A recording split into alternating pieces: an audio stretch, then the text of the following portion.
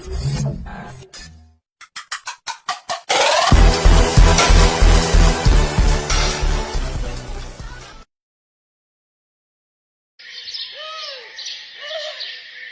छोले भटूरे वाली लड़की की रील सोशल मीडिया पर बहुत ज्यादा वायरल हो रही है आजकल। मैं भी पानी पूरी का ठेला लगा लेती हूँ, मुझे भी पैसों की जरूरत है। सोशल मीडिया से इंस्पायर होकर अपने इलाके में रिचा ने पानी पूरी का ठेला लगा लिया। धीरे धीरे पानी पूरी बिकने लगी। रिचा के पास कुछ पैसे आने लगे और इसी चीज से उसकी सौतेली बहन पिंकी को जलन होने लगी। रिचा पानी पूरी का ठेला लगाकर कमाई कर रही है, तो फिर मैं क्यों पीछे रह जाऊं? पिंकी ने रिचा के ठेले के पास ही एक ठेला लगा लिया और स्ट्रॉबेरी जूस बेचने लगी। आओ, एक नंबर की पानी पूरी खा लो, पूरे बदन में ताजगी आ जाएगी, पेट की सारी बीमारियां खत्म हो जाएंगी, बस एक बार मेरी पानी पूरी खा लो। इस तरह से रिचा जोर जोर से आवाजें लगाकर ग्राहकों को बुला रही थी। उसे देखकर पिंकी भी जोर जोर से पब्लिक को बुलाने लगी। पानी पूरी खाकर अपना खून मत जलाओ, ठंडा और मीठा स्ट्रॉबेरी का जूस पियो, चेहरे पर चमक और पर्सनैलिटी में दमक आ जाएगी। पिंकी के इतना बोलते ही सारी पब्लिक पिंकी की दुकान पर चली गई और स्ट्रॉबेरी का जूस पीने लगी। शाम को जब दुकान बंद करने का टाइम हुआ तब रिचा पिंकी के पास गई। देख पिंकी, तू अपना धंधा चला और मुझे अपना धंधा चलाने दे, वरना एक कंटाप मारूंगी कान के नीचे तो बत्ती सी जमीन पर गिर जाएगी, समझी? हमने भी हाथों में चूड़ियां नहीं पहन रखी हैं, विधायक जी से सीधा संबंध है मेरा। इस तरह से दोनों लड़ते झगड़ते रहते थे। मजा नहीं आ रहा है। मेरे पास जो भी ग्राहक आते हैं रिचा की पानी पूरी खाने के बाद ही आते हैं। पहले पानी पूरी खाकर अपने अंदर आग पैदा कर लेंगे, उसके बाद ठंडा ठंडा जूस पीने लगेंगे। क्या बड़बड़ा रही है पिंकी?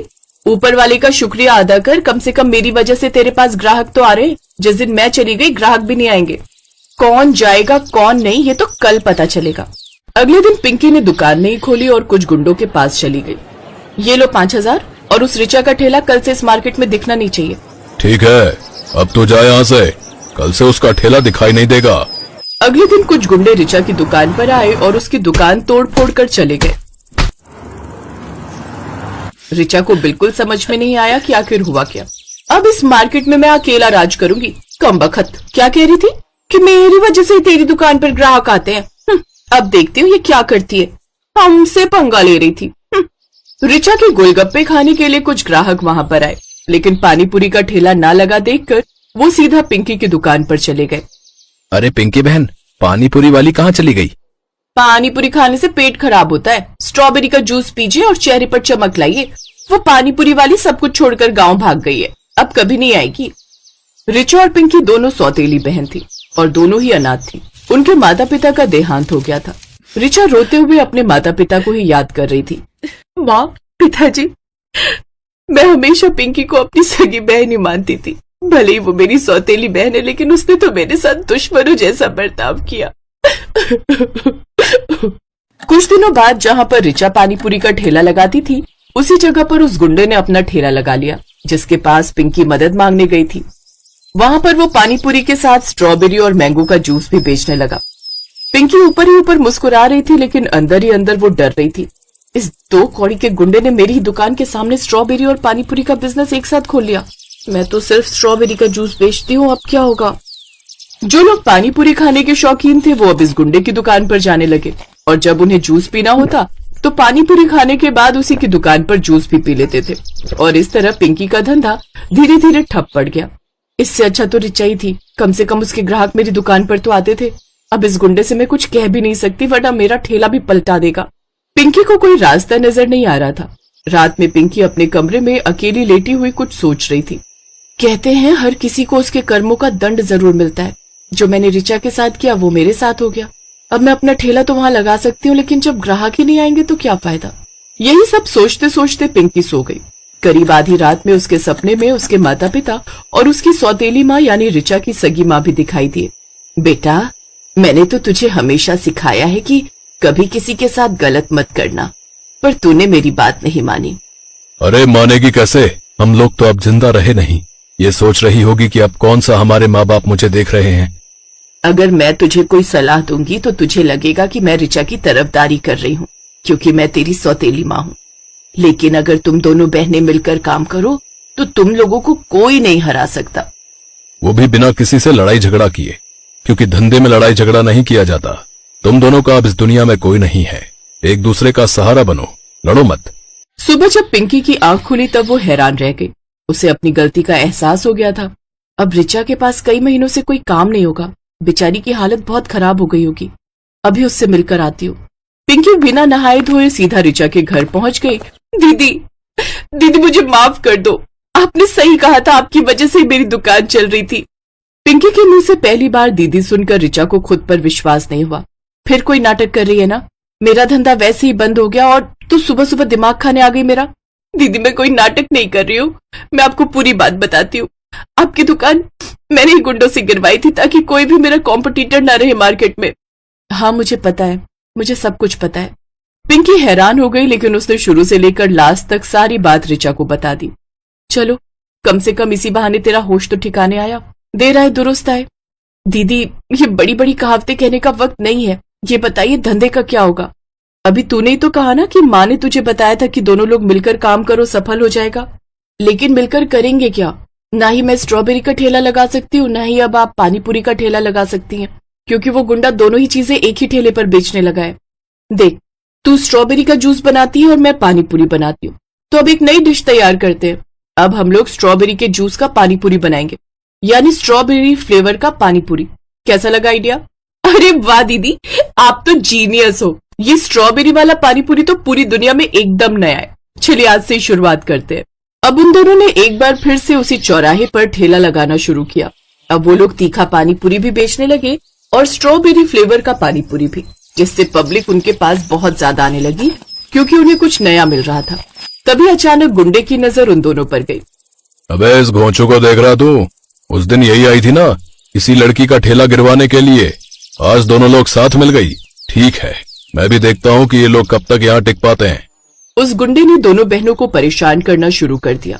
रिचा और पिंकी पर एक के बाद एक मुसीबत आने लगी, लेकिन दोनों बहनें अब एक हो गई थीं। उन्हें तोड़ना आसान नहीं था। गुंडे के बारे में सोचते सोचते दोनों बहनें सो गईं और एक रात फिर से उन दोनों के सपनों में उनके माँ बाप आए। बेटा, कल इस समस्या का भी हल हो जाएगा, तुम दोनों चिंता मत करो। अगले दिन कुछ पुलिस वाले उस गुंडे के ठेले के पास आए। अरे आओ साहब, बताइए जूस पिलाओ या पानी पूरी खाएंगे? रे जल्दी से जगह खाली कर दे, ये सरकारी जगह है, यहाँ बस स्टैंड बनेगा। वो गुंडा बहुत गिड़गिड़ाया, लेकिन कुछ फायदा नहीं हुआ। ये देखकर रिचा ने पिंकी से कहा, वैसे पिंकी तूने मेरा ठेला पलटवार कर बहुत अच्छा किया, वरना आज उस गुंडे की जगह पुलिस मेरा ठेला पलटा रही होती। और वो दोनों बहनें एक साथ ऐसे ही खुशी खुशी रहने लगी।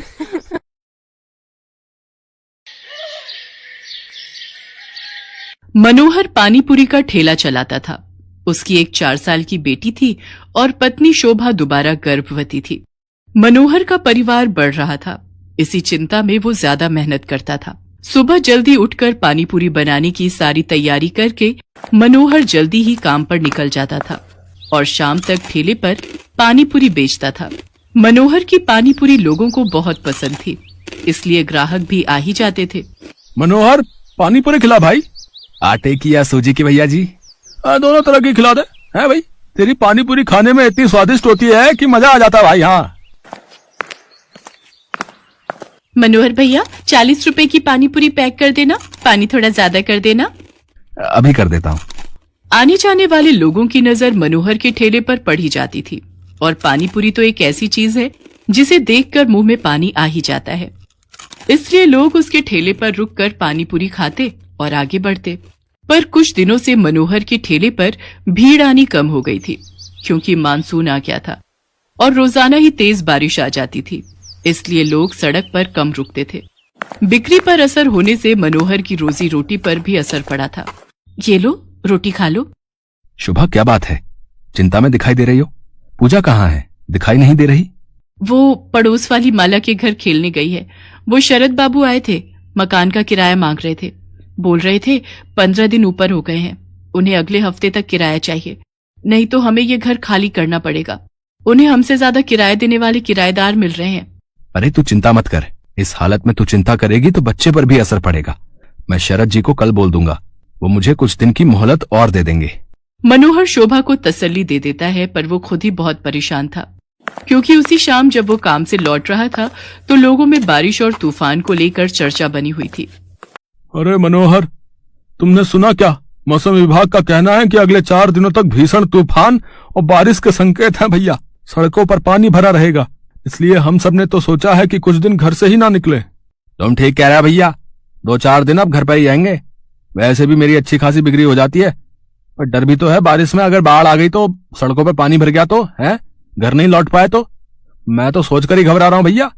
चलो भाई चलो, समय से घर चलते हैं भैया। मनोहर उस शाम को हुई इस बात के बारे में सोच सोच कर करवट बदल रहा था। उसे समझ नहीं आ रहा था कि वो अगले दिन जाए या नहीं, पर उसे मकान का किराया भी चुकाना था, इसलिए वो मकान मालिक शरद से बात करने जाता है। शरद जी, मैं अगले महीने तक आपको किराया दे दूंगा। अभी बारिशों का सीजन है तो काम बिल्कुल भी नहीं है। देख मनोहर, मैंने घर किराए पर देने से पहले ही ये शर्त रखी थी कि मुझे किराया समय पर चाहिए, पर तू हर बार ही किराया लेट कर देता है। अब मैं और देर नहीं कर सकता। तू अगले 2 दिन तक मेरा किराया दे, वरना घर खाली कर दे। मेरे पास इतना टाइम नहीं है कि तेरे से बात करूं, मुझे काम से जाना है।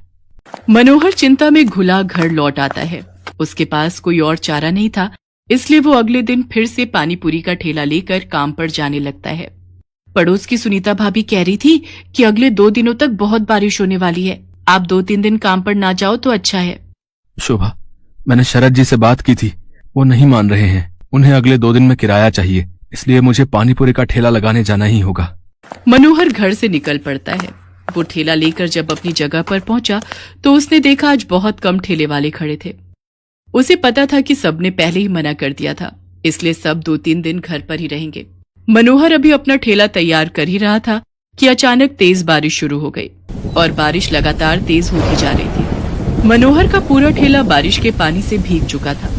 उसका बहुत नुकसान हो गया था। हे भगवान, कितना नुकसान हो गया। सोचा था आज थोड़ी कमाई हो जाएगी तो किराए के थोड़े पैसे देकर शरद जी को संभाल लूंगा, पर अब क्या करूं? आज तो एक पाई की भी कमाई नहीं हुई। अब तो वापस घर जाने के सिवा कोई रास्ता नहीं। घर ही चला जाता हूँ। बारिश का पानी सड़कों पर भर रहा है, अगर कुछ देर और रुका तो यहीं फंस जाऊंगा। मनोहर अपने ठेले को अभी लेकर जा ही रहा था कि अचानक से एक गाड़ी तेजी से आती है और सड़क पर फिसलती हुई एक पेड़ से टकरा जाती है।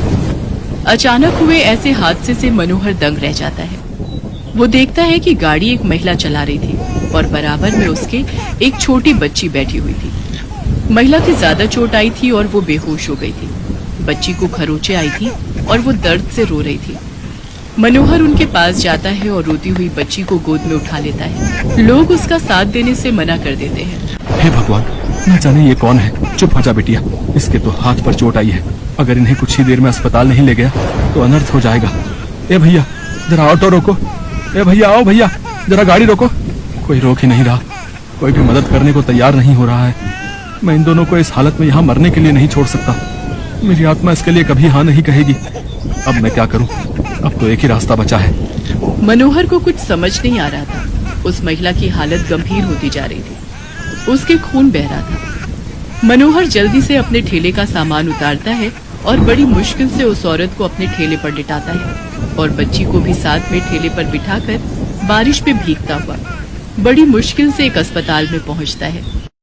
उसे इस हालत में देखकर अस्पताल के डॉक्टर और नर्स जल्दी से उस महिला को एडमिट करते हैं। मनोहर उस रोती हुई बच्ची को संभाल रहा था। बच्ची के हाथ में चोट थी। मनोहर ने अपने मोबाइल से अपनी पत्नी शोभा को भी फोन कर दिया था ताकि वो परेशान ना हो। कुछ घंटों बाद महिला को होश आता है। वो अपने पति को फोन मिलाती है। कुछ देर बाद उसका पति हॉस्पिटल पहुंचता है और अपनी पत्नी और बच्चे की हालत देखकर घबरा जाता है। डॉक्टर, सुषमा कैसी है? ये सब क्या हो गया? सुषमा, मुझे तो लगा था तुम अपनी मम्मी के घर पहुंच चुकी होगी। रोहित, मैं घर से निकली थी तो बारिश नहीं थी।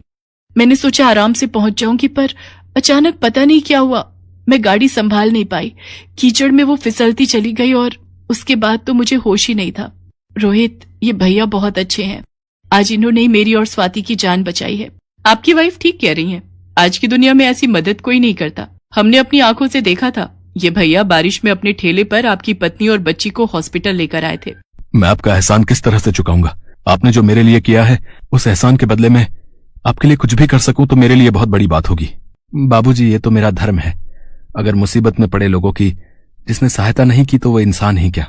रोहित को पता चलता है कि मनोहर पानीपुरी का ठेला चलाता है। वो देखता है कि मनोहर बहुत गरीब और मजबूर है। जो अकेले ही बड़ी मुश्किल से अपना परिवार चला रहा है। मनोहर भैया, अब आपको चिंता करने की कोई जरूरत नहीं है। आपका मकान का किराया भी भर जाएगा और आपके परिवार की परेशानियां भी दूर हो जाएंगी।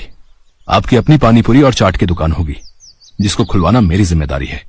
रोहित की बातें सुनकर मनोहर के चेहरे पर खुशी झलक आती है।